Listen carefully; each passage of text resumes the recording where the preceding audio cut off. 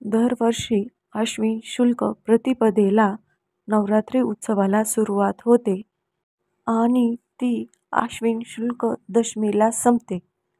अश्विन महिन्यात येणाऱ्या नवरात्रीला शारदीय नवरात्र असे म्हणतात. यंदा 22 सप्टेंबर 2025 पासून शारदीय नवरात्र उत्सव सुरू होणार आहे. या दिवशी आपल्याला देवीचे घट बसवायचे आहे आणि नवरात्री उपवासाला सुरुवात करायची आहे. नवरात्रात केली जाणारी घटस्थापना ही अखंड दिव्याशिवाय पूर्ण होऊ शकत नाही. या दिव्यातील ज्योतीला साक्षात देवीचे रूप समजले जाते. त्याचबरोबर ज्या व्यक्ती घरामध्ये घटस्थापना करत नाही तेही व्यक्ती आपल्या घरामध्ये या नवरात्री उत्सवात अखंड दिवा लावू शकतात. आज आपण या व्हिडिओमध्ये बघणार आहोत की अखंड दिवा कसा लावायचा. त्याचबरोबर दिव्यासंबंधित पडणारे अनेक प्रश्नांची उत्तरे आपण या व्हिडिओमध्ये बघणार आहोत. पण त्याआधी आपल्या चॅनलवर नवीन असाल तर आपल्या चॅनलला सबस्क्राईब करून घ्या. सर्वप्रथम तुम्हाला नवरात्रीच्या हार्दिक शुभेच्छा. तुम्हाला दिसत असेल की आम्ही दिव्याच्या अखंड ज्योतीसाठी दिव्याची मोठी वात बनवत आहोत.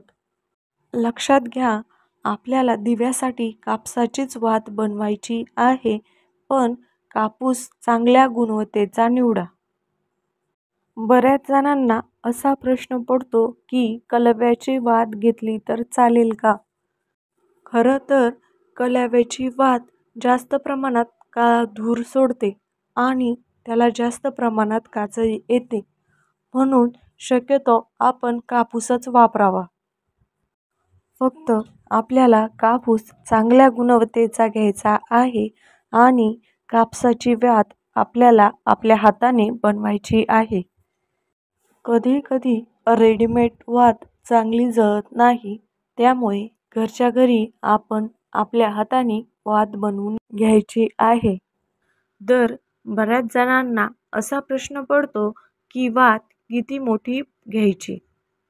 असे सांगितले जाते की 1.25 हात कापसाची वात आपल्याला अखंड दिव्यासाठी बनवून घ्यायची आहे. नवरात्र हे 9 किंवा 10 दिवसाचे असते. यावर्षी नवरात्र 11 दिवसाचे आहे, म्हणजेच दसरा 11व्या दिवशी असल्यामुळे आपल्याला अखंड दिवा हा 11 दिवस सुरू ठेवायचा आहे. आणि अखंड दिव्यामध्ये वात लावताना आपल्याला ती वात दुहेरी करून लावायची आहे, कारण दुहेरी वात हे जीवाचं आणि शिवाचं प्रतीक आहे. जीव म्हणजे आपण स्वतः आणि शिव म्हणजे ज्या देवतेची आपण पूजा करतो त्या देवाला शिवस्वरूप म्हटले जाते.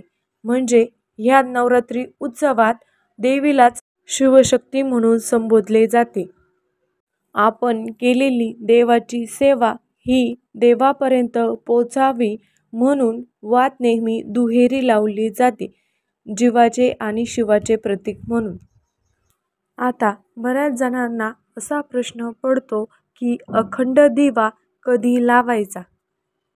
तर ज्या व्यक्ती आपल्या घरामध्ये घटस्थापना करणार नाही अशा सर्व व्यक्तींनी 22 सप्टेंबरच्या दिवशी 12च्या अगोदर आपल्याला अखंड दिवा लावायचा आहे. त्याचबरोबर ज्या व्यक्ती आपल्या घरामध्ये घटस्थापना करणार आहे त्या सर्व व्यक्तीने आधी अखंड दिवा लावायचा आहे आणि त्यानंतर घटस्थापना करायची आहे. नवरात्रीमध्ये जेवढे महत्त्व घटस्थापनेला आहे तेवढेच महत्त्व अखंड दिव्यालाही आहे. त्यामुळेच बरेच लोक अखंड दिवा हा आपल्या देव्हाऱ्यात लावत असतात. 24 तास तेवत राहणारा दिवा तुम्ही बऱ्याच जणांच्या देव्हाऱ्यात बघितला असेल. मग वर्षभर जर दिवा लावणे आपल्याला शक्य नसेल तर कमीत कमी नवरात्रीचे हे 9 दिवस आपल्याला अखंड दिवा लावायचा आहे. काही जण गणपतीच्या 10 दिवसामध्ये अखंड दिवा लावतात, तर काही जण नवरात्रीच्या दिवसामध्ये अखंड दिवा लावत असतात.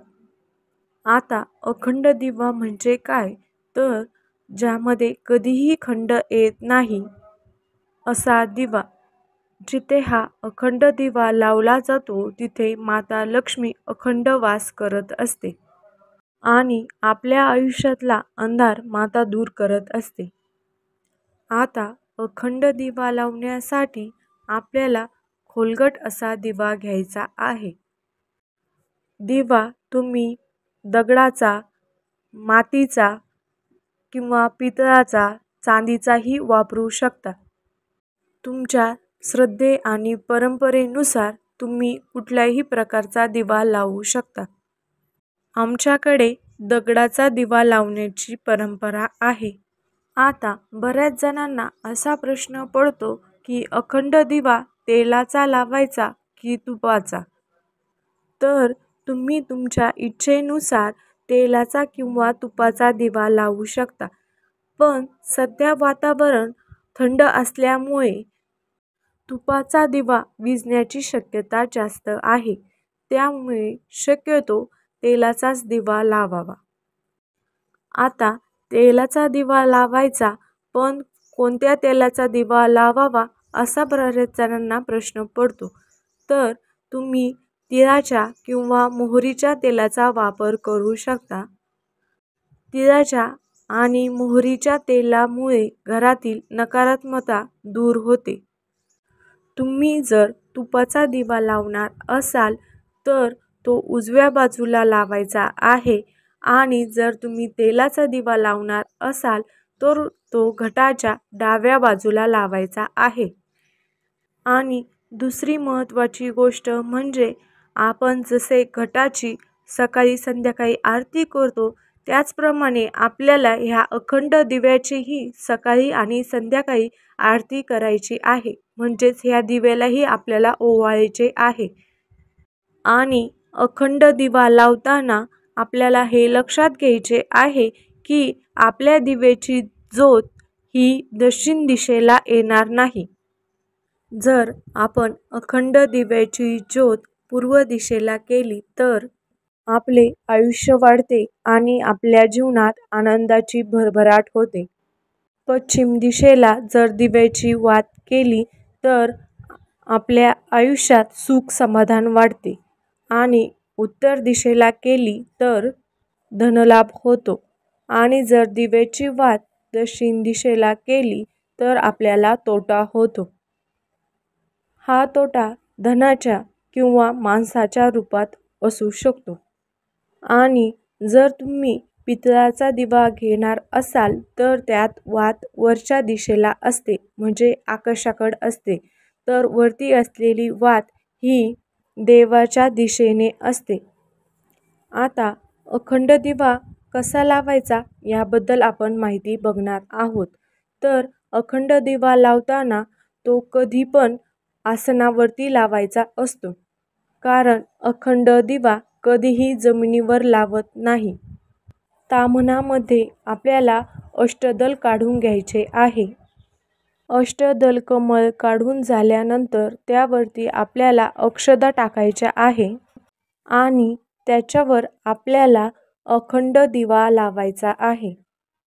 आणि जेव्हा आपण अखंड दिवा प्रज्वलित करतो त्यानंतर आपल्याला दिव्याची पूजा करायची आहे. त्याचबरोबर तुम्ही शुभम करोती कल्याणम ही प्रार्थनाही म्हणू शकता. दिवा लावताना आपल्याला दिव्याची वात ही खूप मोठीही नाही आणि खूप छोटीही नाही, अशी मध्यम आकाराची ठेवायची आहे. कारण वात जर छोटी असेल तर वारा आल्यावर विझून जाते आणि वात जर खूप मोठी असेल तर तिला खूप लवकर काजळी येते. आपण लावलेला अखंड दिवा अखंड सुरू राहावा यासाठी आपल्याला दिव्याच्या तेलामध्ये 2-3 कापराच्या वड्या टाकायच्या आहे. कारण दिव्यामध्ये कापूर टाकल्याने दिव्याला ऑक्सिजन मिळतो आणि त्यामुळे दिव्याला जास्त प्रमाणात काजळी येणार नाही. काजळी जास्त प्रमाणात आली की दिव्याला तेलही जास्त प्रमाणात लागते.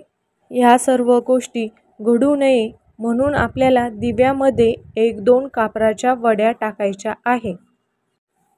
आणि तरीही जर आपल्या दिव्याला काजळी आली असेल तर सर्वप्रथम काजळी काढण्याच्या अगोदर आपल्याला दुसरा छोटासा दिवा लावून घ्यायचा आहे आणि मग आपल्याला अखंड दिव्याची काजळी काढायची आहे.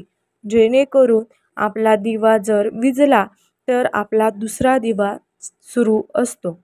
दिव्याची काजळी काढण्यासाठी आपण सुई किंवा चिमट्याचा उपयोग करू शकतो. पण आपल्या सर्वांना आपण लावलेल्या अखंड दिव्याची काळजी घ्यायची आहे जेणेकरून तो विझणार नाही. पण जर आपल्याकडून दिव्याची काजळी काढताना जर दिवा विझला तर जास्त काळजी आपल्याला करायची नाही.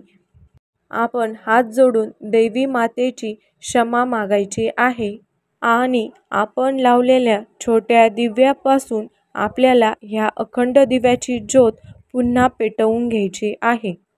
अशा प्रकारे अत्यंत साध्या आणि सोप्या पद्धतीने आपल्याला अखंड दिवा लावायचा आहे. व्हिडिओ आवडल्यास लाईक आणि शेअर करा. धन्यवाद.